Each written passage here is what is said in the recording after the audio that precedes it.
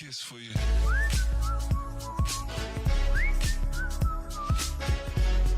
Alright, Just Gems is a series where I highlight various games across the indie and AAA sphere that I feel really got overlooked, either due to their early access launch or their release window maybe being caught in between a bunch of other titles, to even the launch day of the game maybe not being in the best shape in what players expected, but the devs kind of kept on the horse, kept updating it, and made it better.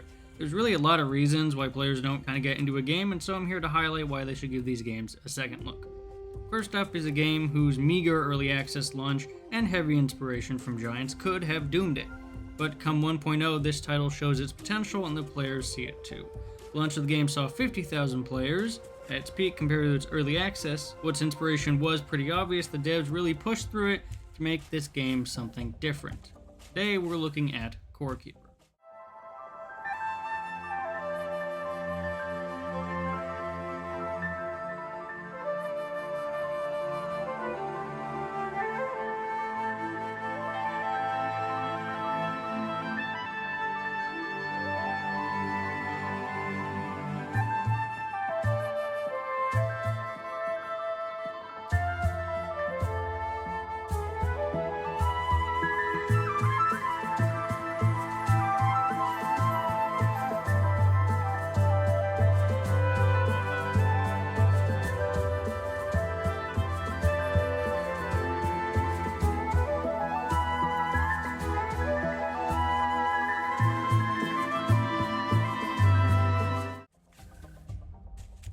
Now, Core Keeper is a Terraria-like game, and as a couple of other people have kind of mentioned, what you can really qualify these games are as sandbox boss rush games. Tend to be a kind of gameplay loop of doing the survival thing, collecting resources, mining, gathering, upgrading materials to be able to fight a variety of different bosses. You could think Valheim, you could think Terraria, Minecraft even to a certain extent has this kind of gameplay loop where you're going to be mining materials, getting different items with different abilities and stuff, and kind of just going through that survival loop, building up your house and furniture and everything, and then being able to basically beat the bosses, which hopefully give you more material to kind of beat the next boss, right? It's ultimately up to you, dependent on, your playstyle and what you want to focus on how quickly you can beat the game. So for example, in Terraria, right, there's like 30 or 40 different bosses, and a lot of the time people kind of have a situation you go through, like a setup, right? A lot of the time you'll go, and Terraria is a 2D game, so you have, left and right. So a lot of the time you'll go and you'll visit the dungeon, the first dungeon that's there, right? And the skeleton will come up from the dungeon on the side and start attacking you, and you'll die immediately, right? Because you're early in the game. And that's kind of your first inkling to look, okay, I need to get down to that dungeon and see what I can find there, but I need to beat the skeleton, and I can't do that right now because I don't have any armor. So you end up, gathering materials, getting armor, crafting that stuff, going into, various caves and sort of setups and mining the material to get that, and then eventually beating that skeleton. That all of a sudden now lets you unlock this dungeon that gives you a bunch of new items. That's kind of similar to what happens with Core Keeper here, right? You're going to start off with a little bit of a base here. Right now the gameplay I'm showing is pretty basic. It's not going to show you anything crazy. It's kind of like the opening start of the game. You might be able to hear a boss. For example, the first boss most people end up finding is the red slime there with all the slime on the ground, the orange stuff, and so you're going to hear it, right? And you're going to say, okay, I can't beat that now. There's a bunch of stuff there. And so you'll go back, you'll find some material elsewhere, you'll set up a base, and then you'll be able to get enough, bow and arrow, or maybe a better sword, or whatever if you're a magic class, and you'll be able to kind of go through and beat it.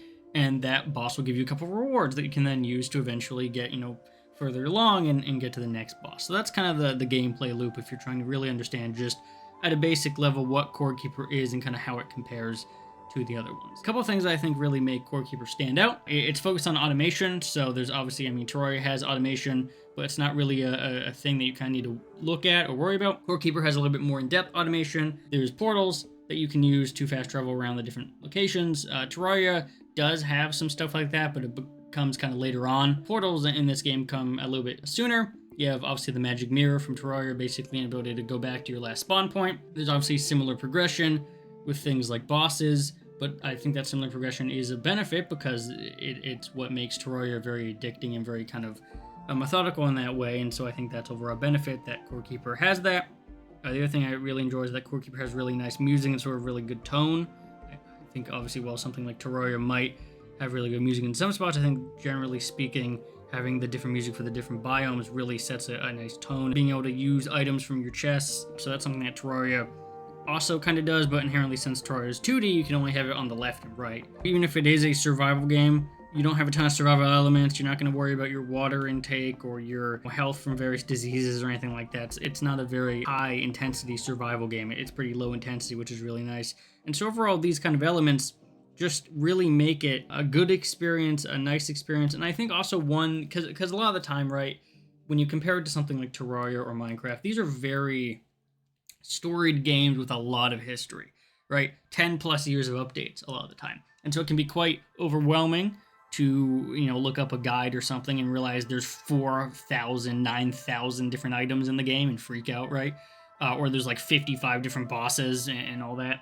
And so I think Core Keeper, in its simplicity or in its kind of less complexity, lets it be a little bit more enjoyable and a little bit easier to get into from like a new player perspective. Because, I've been playing Terraria for a very long time.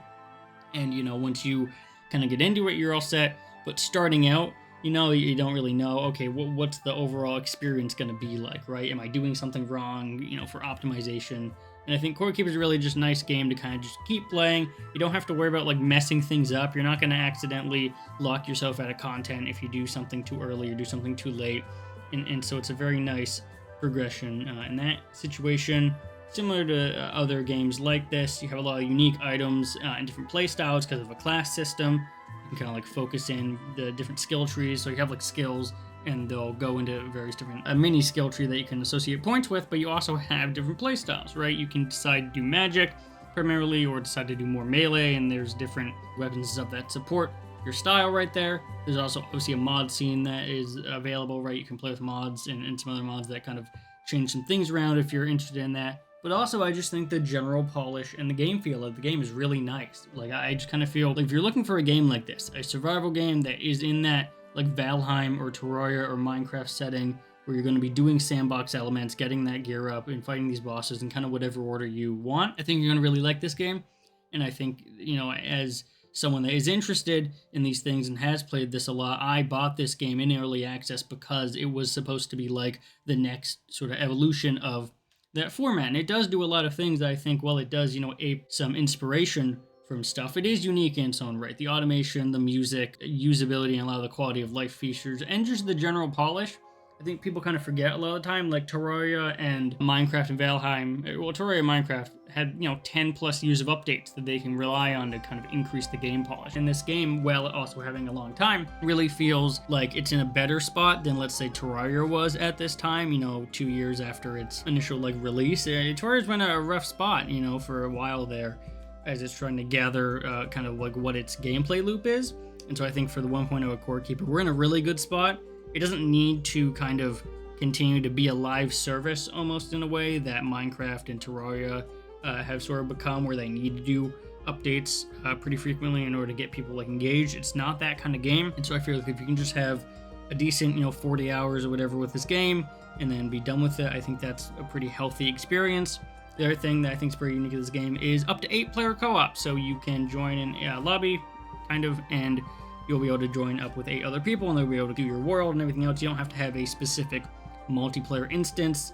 You can just kind of create a world or join a world that someone else is already in, and so that's really nice. Because in Terraria, you can kind of do that, but it's on a multiplayer basis. Core Keeper servers are kind of like SMPs in Minecraft, if you know what that is, just the normal game, but with multiple people. The Terraria servers tend to be a little bit different, right? They tend to be a little looser and a little more free-flowing. The best way I could describe it is imagine a custom Rust server or custom Ark server, right? They're not really the game, but multiplayer, they're quite a bit different. So I think the advantage of Core Keeper is that just really nice, simple, up to 8-player co-op that you can use to experience the game. And so I think, as the first episode here of Just Gems, I really want to highlight Core Keeper and talk about it and, have other people experience the game, because I think it's a very good game. It's a very well-maintained and well-polished game. It has a lot of good elements from other games like it, and I think the less I end up talking about specific mechanics of the game and specific kind of core elements of the game, the more you get to experience that, right? I don't want to spoil bosses. I don't want to spoil all the cool things you can do with automation or the environments or any of that, because that really is a good, joyous part of the game. So I'm just going to leave it here, basically saying, hey, check it out. It's on Switch. It's on PlayStation, it's on PC, it's like $20. It doesn't have any like Denuvo or any anti-cheat software or anything like that, so you don't have to worry about that. And yeah, just experience it. Obviously, this isn't sponsored or anything, but I just think it's a game that I want to highlight. If you enjoyed that, you want to check out the game, you can go to Steam and everywhere else and do that. And if you're interested in seeing other content from Just Jams or other games, be sure to stick around because the next episode will have a surprising conclusion.